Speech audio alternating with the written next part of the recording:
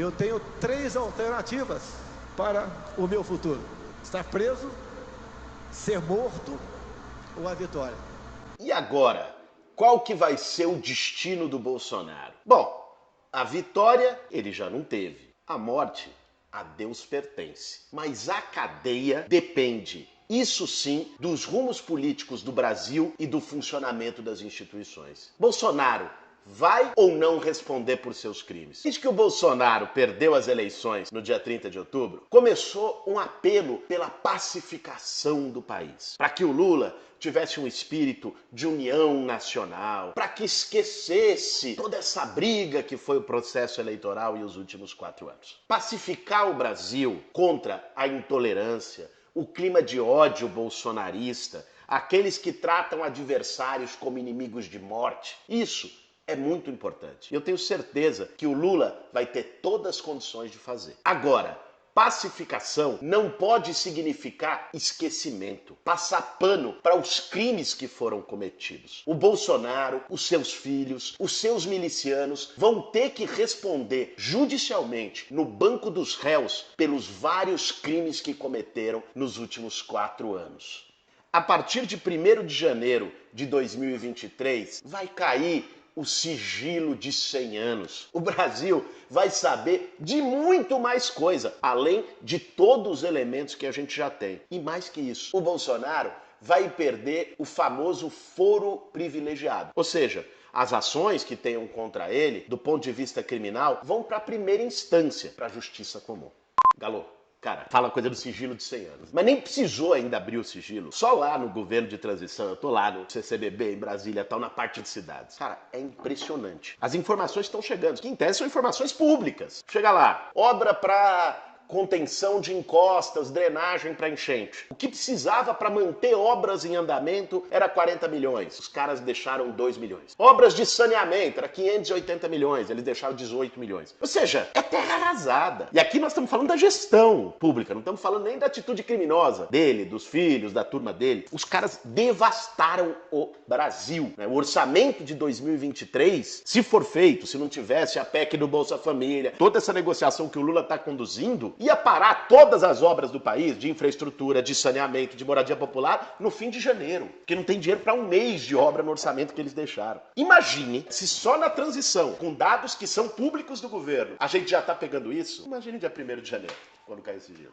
E o Bolsonaro sabe que a casa dele pode cair. Tanto é que depois dele ter perdido as eleições, aliás, usando e abusando da máquina pública, grana, Polícia Rodoviária Federal parando eleitores no Nordeste, com tudo aquilo que ele mobilizou para tentar ganhar as eleições. Depois que ele perdeu, ele sumiu. O cara desapareceu, ficou embaixo da cama lá no Palácio do Alvorada, não foi para a COP27 no Egito, não se apresenta para trabalhar, o que aliás não é novidade, o maior vagabundo do Brasil, mas não faz expediente no Palácio do Planalto, largou tudo. Porque o Bolsonaro, essa hora, eu fico imaginando o que passa na cabeça dele. Ele não tinha plano B, como a fala dele de eu ganho, eu tô ferrado, no fim do dia é isso. É porque ele tem consciência clara do tamanho do rabo, do tamanho da ficha corrida que ele deixa e que agora, gente, não vai ter os expedientes que ele usou. Como que ele fez? Ele usou a presidência da República para poder segurar e impedir investigação de crime. Era indicando ali delegado da Polícia Federal aqui e acolá, lá no Rio de Janeiro, para cobertar a investigação do assassinato da Marielle, o esquema de rachadinha dos filhos dele, do Queiroz. Aí depois era fazendo um acordo lá com Aras na Procuradoria-Geral da República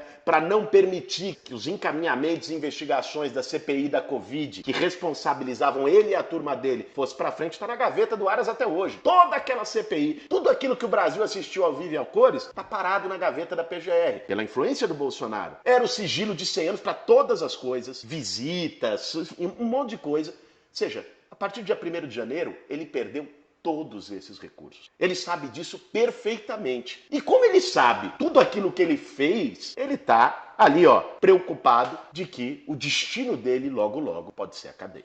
E para aquelas pessoas que perguntam, mas que crime o Bolsonaro cometeu? Tem pelo menos 3 grandes crimes cometidos por ele no exercício da presidência da República. Primeiro, ataque às instituições democráticas. Esse foi permanente, com fake news sobre as urnas eletrônicas, ataques ao TSE, ataques ao Supremo, defesas públicas de golpe militar, exaltação de AI-5. Ou seja, esse aí não precisa nem buscar prova. Ele produziu as provas com a própria boca durante todos os dias do seu mandato. Esse crime, até hoje, não foi julgado, não foi investigado, ele não respondeu judicialmente por ele. Segundo, interferência na Polícia Federal. Isso foi, vocês vão se lembrar, que até causou a briguinha dele com Sérgio Moro, né? Mas são quase dois irmãos. Brigaram, depois se juntaram, tudo com padre. Mas aquilo que ele fez, que foi afastar diretor da Polícia Federal, afastar superintendente do Rio de Janeiro que investigava o filho dele, ou seja, aquilo é obstrução de justiça, aquilo é intervir diretamente em investigações. O nome disso é crime também. E em terceiro, o crime que todo o Brasil sentiu na pele, o genocídio na pandemia. Nós tivemos uma CPI que ficou praticamente durante um ano trazendo todos os elementos. Que chegou a descobrir até ligação disso com corrupção, com roubo de vacina e tudo mais. Né? Agora, essa CPI mostrou que ele atuou junto com aquele chamado gabinete paralelo no Ministério da Saúde, sob as ordens dele, para dificultar os procedimentos sanitários, para atrasar a vacina, o famoso caso da Pfizer, mas também, não só em relação às vacinas, trabalhando contra o uso de máscaras, boicotando as medidas de distanciamento, que levou à morte de 700 mil brasileiros e brasileiras. Por isso que nós dizemos um genocídio, isso não é forma de expressão. Morreram centenas de milhares de pessoas, não simplesmente por uma negligência, mas por uma ação deliberada do Bolsonaro. Ele tem que ser julgado pelo menos por esses crimes, além dos vários escândalos de corrupção que aconteceram e foram denunciados no seu governo. Barra de Ouro, o cheque do Queiroz para Michele, a mansão do filho, enfim, um monte de casos, vai caber à justiça saber se tem alguma relação direta com ele ou não.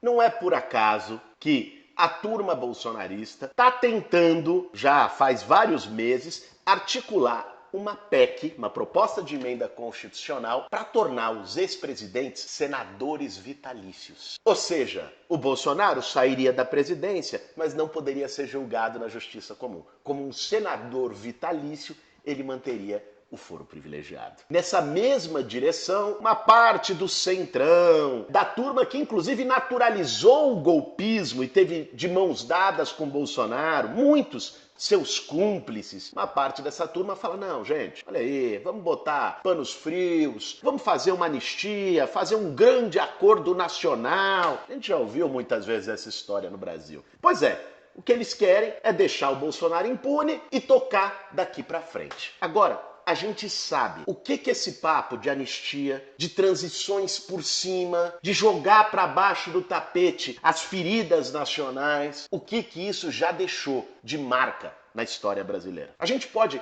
ir lá atrás e falar, por exemplo, da abolição da escravidão. A abolição da escravidão no Brasil, depois de 300 anos, ela foi uma transição por cima. Ela não significou uma reparação histórica ao que o povo negro sofreu. E não incluiu o povo negro, de fato, na economia, na sociedade brasileira. Por isso, o legado dela foi um racismo estrutural que persiste até hoje. Se nós pegarmos uma transição mais recente, que foi a transição da ditadura militar para a democracia nos anos 80, nós vamos ver esse mesmo modelo de transição por cima, de anistia geral. Ou seja, os torturadores da ditadura militar nunca, até hoje, responderam por seus crimes. E qual foi o resultado disso? Foi simplesmente uma pacificação? A ferida de toda a violência e da tortura foi fechada? Não, senhor. Isso foi, na verdade, uma normalização de uma sociedade violenta e da própria tortura. Ao ponto de, 30 anos depois da redemocratização, um cidadão que era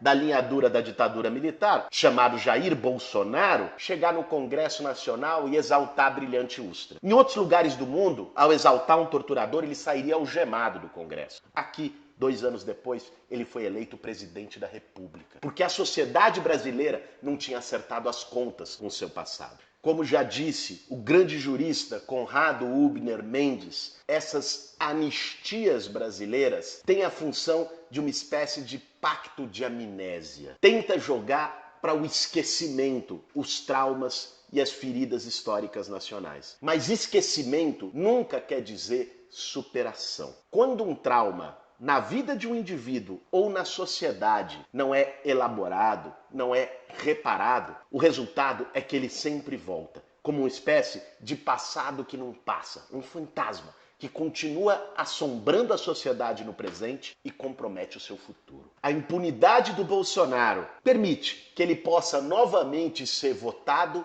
e eleito, e até mesmo que surjam novos Bolsonaros na lama de uma escória atrasada, preconceituosa, com viés fascista na sociedade brasileira. A gente não pode esquecer que o Bolsonaro só se tornou presidente do Brasil por um processo progressivo de normalização da barbárie, de uma tolerância excessiva com os seus crimes, com as suas falas golpistas, tratado como brincadeira, inofensivo, caricatura. Ele ia lá, xingava um gay, ele ia lá, agredia uma mulher, ele ia lá, dizia que um quilombola podia ser pesado em arroba, e aí a sociedade foi naturalizando, tolerando, incorporando isso como parte do debate público. O resultado foi um ataque quase mortal à já frágil democracia brasileira. A gente não pode se dar ao direito de cometer esse erro novamente. Por tudo isso, eu tô entre aqueles que vai lutar no Congresso Nacional, nas ruas, na sociedade brasileira, contra qualquer anistia ao Bolsonaro. Eu quero ver ele, já em 2023, respondendo por seus crimes, no banco dos réus. Ele, seus filhos criminosos e os milicianos que destruíram o Brasil junto com ele. E não se trata de vingança, se trata de reparação, de justiça, de curar uma ferida nacional. As 700 mil vidas de brasileiros e brasileiras que foram perdidas não podem ficar impunes. Esse seria um péssimo recado para gerações que vão vir. A importância desse tipo de reparação histórica para o futuro de uma sociedade foi exemplificada de forma brilhante pelo filme Argentina 1985 com o grande Ricardo Darín. Em nome e em memória das pessoas mortas no Brasil pela Covid e pela irresponsabilidade do governo Bolsonaro. Em nome e em memória das pessoas mortas e torturadas porque lutavam por democracia e direitos sociais. Em nome do sentimento silenciado de milhões de brasileiros e brasileiras pela intolerância e pela intimidação bolsonarista nesses últimos 4 anos. Nós não vamos aceitar nenhum tipo de anistia. Eu quero ver Bolsonaro respondendo na forma da lei, sem qualquer abuso, mas respondendo no banco dos réus por todos os crimes